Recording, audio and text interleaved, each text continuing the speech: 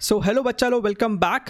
6 ऐसा standard bodies है जिसका सेंटर ऑफ मास आपको फिंगर टिप्स पे याद रहना चाहिए, और उसके अलावा 2 मेरे साइड से रिकमेंडेशन है कि आप उसको ध्यान में रखें। उसके ऊपर पहले भी जेईई मेंस में सवाल आ चुका है और आपको उसमें फिर इंटीग्रेशन करने में समय वेस्ट नहीं करना पड़ेगा। तो आप ध्यान से देखिए वो कौन से टोटल 8 फॉर्मूलेज है यहाँ पे आप देख सकते हैं।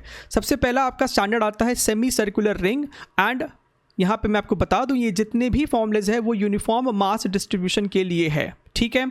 तो एक सेमी सर्कुलर रिंग का आपको सेंटर ऑफ मास जो होता है वो इस O पॉइंट से ऊपर होता है 2r/π डिस्टेंस पे, राइट। तो आपको फॉर्मूले के साथ साथ इसका डायग्राम यानी कि इसका कंडीशन भी याद होना चाहिए कि मेजरमेंट कहाँ से लिया जा रहा है। एक सेमी सर्कुलर डिस्क में आपको centre of mass O point से ऊपर होता है 4r/3π डिस्टेंस पे। एक हॉलो हेमिस्फेयर में r/2 होता है, एक सॉलिड हेमिस्फेयर में 3r/8 होता है।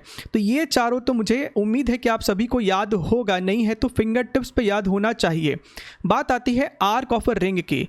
ये आपको एक आर्क है जो कि सेंटर पे 2θ0 एंगल सबटेंड कर रहा है। तो इसका सेंटर ऑफ मास जो होगा इसके एंगुलर बाइसेक्टर पे ही लाई करेगा, और इस O पॉइंट से कितना ऊपर होगा तो ये आपको होगा r sin θ0, where θ0 is the half angle upon θ0।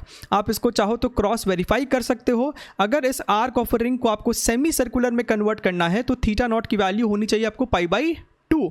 तो आप यहाँ पे π/2 सब्स्टिट्यूट करो, आपको आंसर निकल के आ जाएगा और ये सेम मैच करेगा, राइट। आपसे कभी कभी सवाल में पूछा जा सकता है कि ये आपको एक क्वार्टर ऑफ अ रिंग है, यानी कि θ0 आपको हो जाएगा π/4, राइट।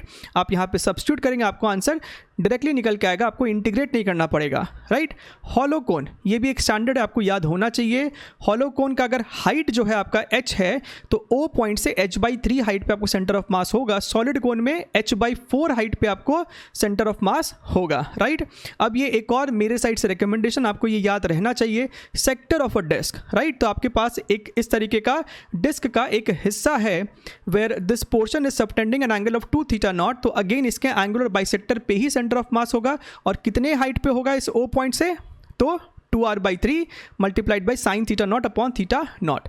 तो हमसे यहाँ पे भी एक सिचुएशन दे सकता था कि आपके पास एक क्वार्टर ऑफ अ डिस्क है, यानी कि θ0 हो गया आपका π/4। आप यहाँ पे सब्स्टिट्यूट कर आपको आंसर निकल के आ जाएगा। तो कमेंट सेक्शन में ज़रूर लिख के बताइएगा कि आपको इसमें सब आता था या फिर आपने कुछ नया सीखा है। यहाँ पे चैनल पे नए हैं तो सब्सक्राइब कीजिए, बहुत सारा कंटेंट है जेईई मेन एस्पिरेंट्स के लिए एंड इवन एडवांस एस्पिरेंट्स के लिए। तब तक के लिए टेक केयर, बाय बाय।